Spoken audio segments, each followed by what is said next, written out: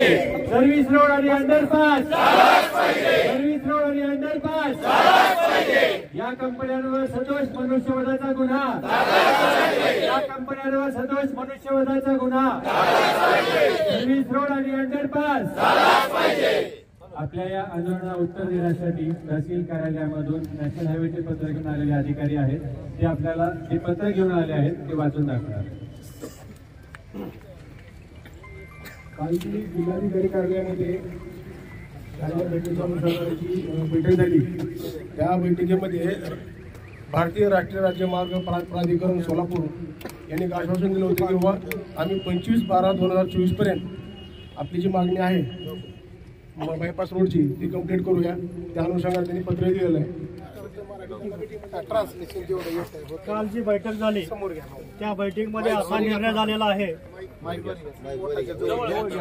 त्या बैठकीमध्ये असा निर्णय झालेला आहे की खालचा जो बायपासचा रोड आहे तो 25 तारखेपर्यंत पूर्ण करून देऊ असे सांगितलेलं आहे।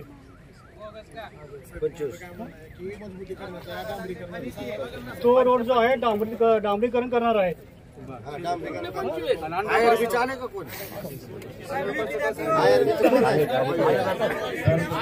मीटिंग में डीएम साहब ने पोदार स्कूल से लेके उपला रोड तक का जो सर्विस रोड है उसका डामरीकरण का 25 तारीख तक का बोला हमको, तो हम सर उसको 25 तारीख तक डामरीकरण करके देंगे। अंडरपास क्या अंडरपास त्याच्याबद्दल प्रपोजल द्यायचं, 25 तारीख स्कूल से और ये आपका उपला रोड इसको हम डामरीकरण करके कनेक्ट करके देंगे।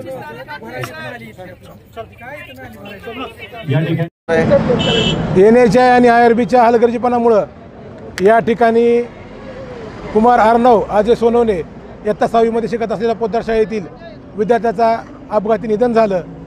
आम्ही मागील 7 वर्षापासून या ठिकाणी सर्व्हिस रोड व्हावा, अंडरपास व्हावा, पथदिवे व्हावे यासाठी जनआंदोलन केलेलं आहे आम्ही, परंतु NHI कंपनीने याकडे दुर्लक्ष केलेलं आहे, म्हणून ती दुर्दैवी घटना घडली। आतापर्यंत 20 ते 25 लोकांचा या ठिकाणी बळी गेलेला आहे, 101 लोक जायबंदी झालेले आहेत, परंतु NHI कंपनी एवढी निगरगट आहे त्यांना याच्याशी काही घेणं देणं नाही। आम्ही आज धाराशिव उस्मानाबाद शहरातील सर्व नागरिकांना आवाहन केलं होतं रस्ता रोकोचं, नागरिक मोठ्या संख्येने या ठिकाणी उपस्थित राहिले आणि आज NHIनं आम्हाला लेखी पत्र दिलेलं आहे की 25 डिसेंबर 2024 पर्यंत या ठिकाणी पोद्दार शाळेपासून जुना उभा रोड या ठिकाणी पक्का डांबरीकरणाचा रस्ता आम्हाला ते करून देणार आहेत। जर 25 तारखेपर्यंत या डांबरीकरणाचा रस्ता नाही करून दिला तर आम्ही JCBनं हा रस्ता उकरून काढणार व या ठिकाणी टोल नाका जो आहे एडशीचा तो टोल नाका आम्ही तोडफोड करून टाकणार। एकही टोल त्या ठिकाणी आम्ही वाहनाला घेऊ देणार नाही। अंडरपासचा काय विषय झाला? आम्ही सांगितलंय की विकासनगर या ठिकाणी अंडरपास जो मंजूर आहे तो अंडरपास त्यांनी तात्काळ करावा, तसेच उपळा गावाला जोडणारा जुना उभा रस्ता या ठिकाणी एक अंडरपास होणं गरजेचं आहे, त्यासाठी रितसर प्रस्ताव त्यांनी संबंधित विभागाकडे पाठवावा असं त्यांनी आम्हाला लेखी आश्वासन दिलेलं आहे। त्यांचं नेमकं काय बोलणं झालंय का आपलं?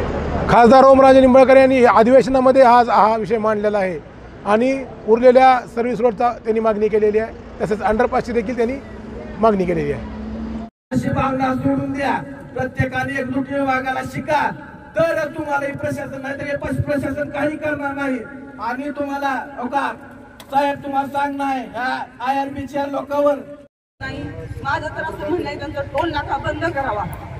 जर त्यांचं बंद राहिले ना तर ते लोक जागे होतील, प्रश्न होणार नाही। आपण 2 दिवस येणार इथं बसणार उठून निघून जाणार, त्यांचा टोल नाकाच बंद करा। 8-10 दिवस बारी बारीने आपण बसू तिथं 50-50 माणसं। टोल नाका एकदम बंद केलं काय खातील मग तर त्यांना जागेल ना। आज पोद्दार शाळेला आपण लाखो रुपये फी भरतो कशासाठी? मुलांना जास्त शिक्षण मिळावं, चांगलं मिळावं म्हणूनच ना।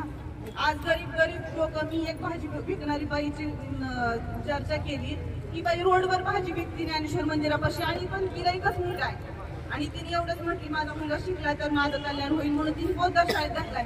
लाखो रुपये फी भरायची, तिची ऐपत बसली ती भरती आणि जर त्यांचं जीवनच धोक्यात येत असेल तर काय करायचं मग? आपला लेकरू जोपर्यंत आपल्या घरी येत नाही तोपर्यंत ही माऊली मुलाचा पिता, आजोबा, आजी, त्याचा भाऊ, ते माझा भाऊ येत असेल, माझा मुलगा येत असेल, मला तो मुलगा घरीच नाही आला ऍक्सिडेंट झाला म्हणून कळाला, जेव्हा तो तडपडून गेला त्या टायमाला काय वाटत असेल मी थोडा विचार करेन. मला एक वाटतंय की आपण आंदोलन करतो, तात्पुरत्या स्वरूपाचा आपण आधार देतो, परंतु जोपर्यंत त्या IRB-ला आपण त्यांची जागा दाखवत नाही. यंत्रणा जर आणली त्यांनी ज्या पद्धतीने टोलचे रस्ते त्यांनी तितक्या जलद गतीने केले त्याच पद्धतीने सर्व्हिस रोड सुद्धा होऊ शकतात, परंतु तसे रस्ते केले जात नाहीत. ज्याच्या घरामधला माणूस बोलतो त्याला त्याचं काय जाणीव असते त्यालाच कळतं. त्याच्या घरामध्ये आई जी आहे ती शाळा सुटल्यानंतर मुलाची वाट पाहते घरी की आता मुलगा येणार आहे म्हणून, परंतु मुलगा येण्यापेक्षा त्याच्या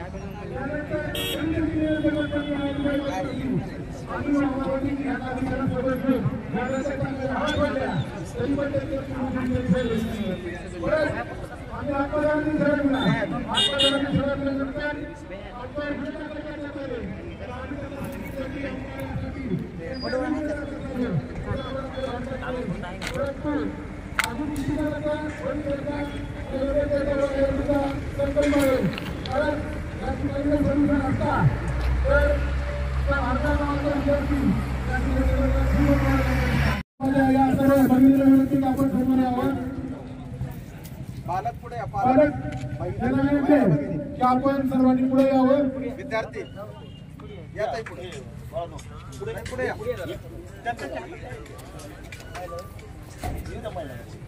आपण बघितलं पुढे या.